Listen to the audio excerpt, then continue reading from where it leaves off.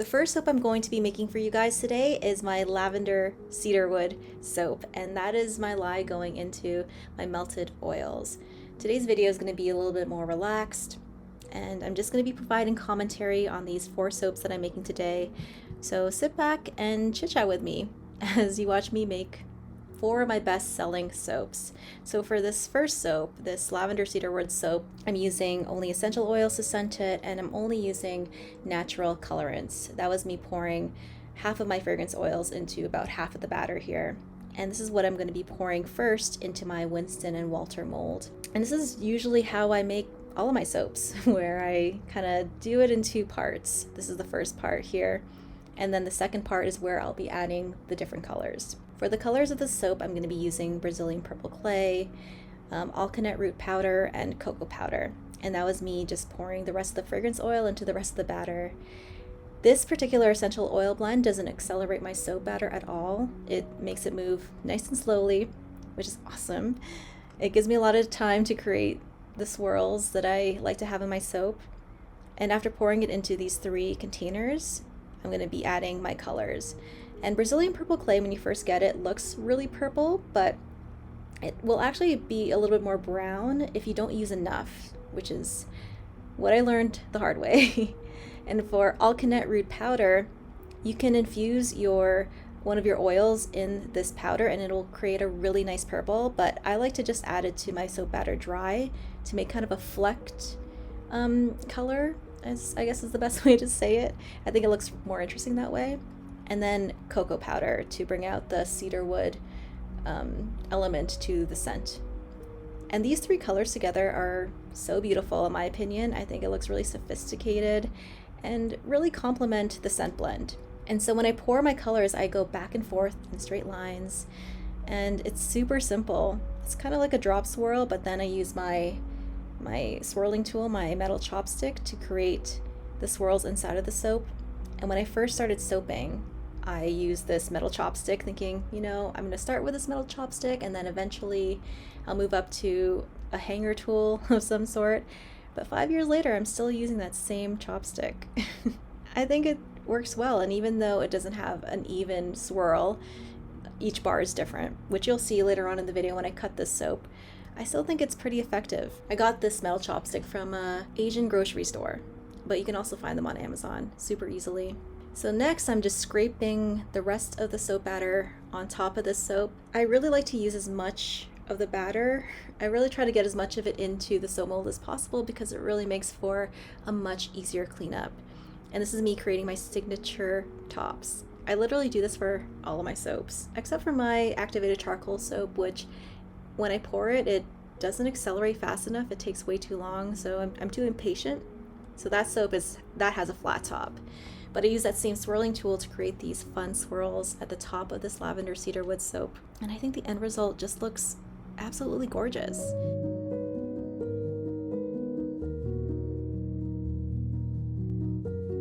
And this is me dusting lavender buds on top. And I know there are people that disagree with adding botanicals, but I absolutely love the effect, and I don't think I use that much. So I don't know, I don't see a huge problem with it. I've seen people cake the tops of their soap with botanicals, and I'm just, I don't know. It's a lot of botanicals, but this amount I think is perfect. So for the next soap I'm making, it's another essential oil soap. It's my Rosemary Mint soap, and this soap is one of my favorites. I love the blend of rosemary and mint together. It's 2 very different vibes. One is grounding and one is uplifting, but you put them together and just like with Lavender Cedarwood, it creates magic, in my opinion. And you'll find as you watch this video that my process for pouring is pretty similar throughout the soaps that I make. Depending on the soap, it might be different here and there, but it's basically the same, where I take half of it, pour half of my fragrance oil in it, and then I pour that half, and then I add my colors to the second half. And just like with the first soap, the colors for this soap are also going to be natural. I'm using spirulina powder here and indigo powder. And for the third color, it's going to be a blend of the 2. It's going to create a nice light green color.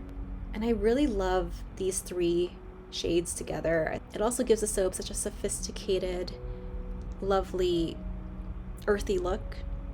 I don't have a lot of green soaps on my line, so this Rosemary Mint soap adds that green, that little spot of green on my soap line. And just like with the other soap, here I am going back and forth. I know there are different designs you can do, but I find when you run a soap business, the more streamlined everything is, the better. I work so much faster with having just the same process for as many things as I possibly can. And that's another thing I wanted to talk about really quick. These are soaps that I've made for 5 years. And I know that a lot of my peers, they have the business model where they create brand new soaps every month and they launch that. But for me, I just find that business model so stressful. I don't know. I would find the pressure way too much. That pressure of having to sell everything out before I start a new line of soaps, and then the planning for each month of releasing those soaps, having to take all those pictures. I don't know. I just don't have the time to do it. And these soaps that I've been making over and over and over again, they are the grounding core of my business. And I like that. I like that people come back to my business and they purchase these soaps because they love them. And that's why I keep bringing them back. If a soap doesn't sell that well, I definitely remove it from my line eventually, but these 4 soaps that you'll see in this video today are soaps that I've been making forever. And I love making them. And my customers love them too. So for soap number 3, we are moving away from the essential oil soaps. We are going to be making my Grapefruit Sunrise soap. And this is another amazing seller. People love citrus in their soaps. And I find that this particular fragrance oil, and this is Ruby Grapefruit from New Directions Aromatics, this particular fragrance oil doesn't fade like a lot of citrus fragrance oils do. It stays pretty strong in the soap, and it's such a nice grapefruit scent. It smells amazing. But these next 2 fragrance oil soaps differ from the essential oil soaps in that they make the soap batter accelerate a little bit faster. So you're going to notice that I'm going to be working a little bit faster for these next 2 than I was for the first 2. And that's because the soap is just going to be accelerating on me a little bit, but that's okay. After making literally hundreds of batches of these soaps, I'm a pro now. For these soaps, I'm not going to be using natural colorants. I'm going to be using micas and oxides. And for the Grapefruit Sunrise soap, I wanted to mimic a sunrise, so I'll be using some fiery colors. I'm going to be using some fiery oranges, a red, and a yellow. And the yellow that I'm using here is Yellow Submarine by Fizz Fairy, and I love it. It's such a bright, gorgeous yellow. The red that I'm using here is a red oxide that I've had for years. I bought it from Candora when I first started soaping, and I still have it. The littlest bit goes a long way.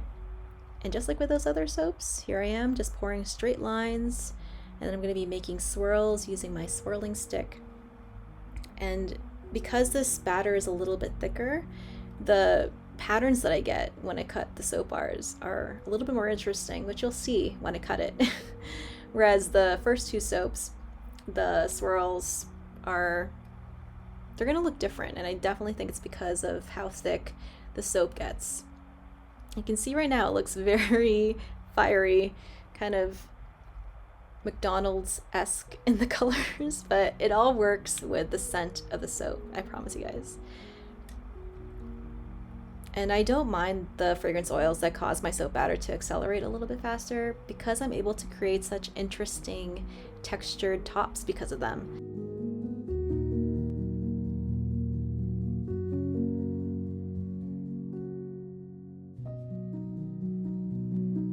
And here is the last soap that I'm going to be making today, and this is my Georgian Bay soap, and hands down my best selling soap. And I can see why. It's a beautiful soap.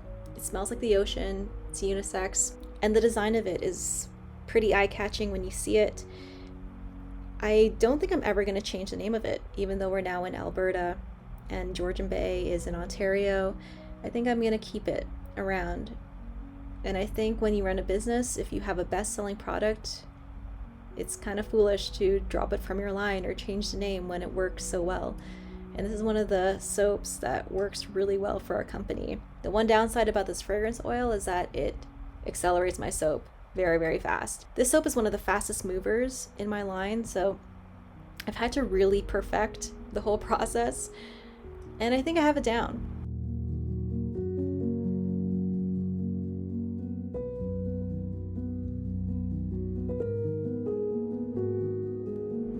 And you can see that I have a bit of buckling here in my Winston & Walter mold, and I have the wrong silicone liner paired with the wrong wooden mold, but even though it makes it a little hard to pour, I'm gonna have to deal with it.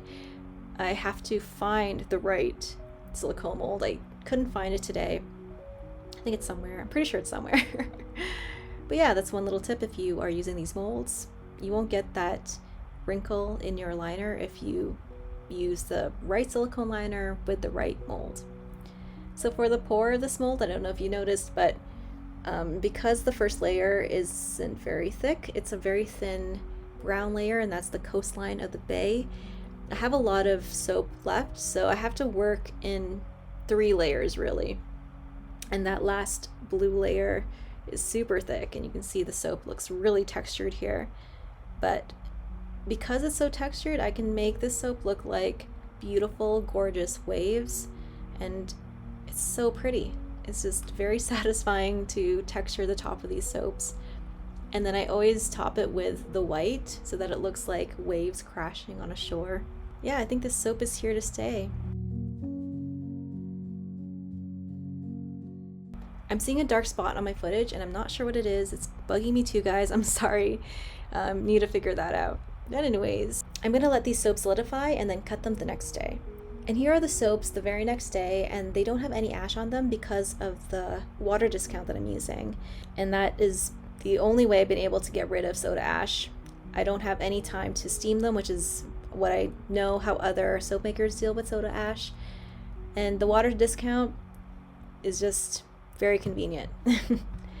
So to remove the soaps, it's so easy. I just pull it out of that wooden mold, and then I remove it from the silicone liner. Very, very quick. And here is the Lavender Cedarwood soap, looking gorgeous. And the purple Brazilian clay has maintained its purple hue. And you can see how it contrasts with both the brown of the cocoa powder and also the speckled gray purple of the alkanet root powder swirl. Look how beautiful that looks. I have a bit of a drag mark there because I don't cut the soap sideways. I'm sorry that bothers people, I know. But yeah, you can see how the hanger tool really creates different swirls depending on the soap bar. And I kind of like that. Everyone gets a different soap. And here's the cut of my Rosemary Mint soap. I normally don't put blue cornflowers on top, but I decided to for this one. And I think the reason why when I first made this soap that I didn't put any cornflowers on top was because I had another soap that had cornflowers on top, but I now no longer make that soap. So because my bath bombs used the blue cornflowers, I thought, okay, let's put it on top of this Rosemary Mint soap so that everything is cohesive. And the swirls for this one look gorgeous too. Wow, look at all those different shades of green and blue. I absolutely love it. And the smell of it when I cut it is so, so nice. So for the cut of my Grapefruit Sunrise soap, this is gonna look a little bit different on the inside, and you'll see once I cut into it. But it's another soap that I have so much fun cutting into because the swirls always look like fire. The swirls of the different shades always look so interesting and so different. And I think it's because the soap sets up thicker than the other soaps. So you have more of a thicker texture to each layer.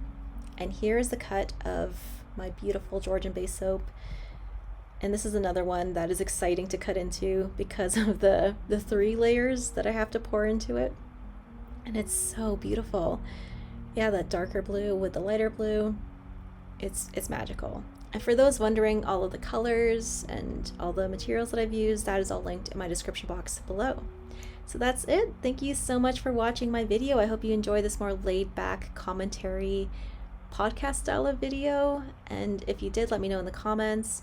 And if you want the essential oil blends and the recipes to these 4 soaps, I will have that on my Patreon. That is linked down below as well. And speaking of my Patreon, thank you to my patrons. Each and every one of you is so appreciated, especially my Bubble BFFs listed right here. And I just can't thank you enough. You guys are absolutely awesome. So that is it. Thank you so much for watching, and until the next video, keep smiling, keep being awesome, and keep making beautiful things like cold processed soap, and I will see you in the next one. Bye guys.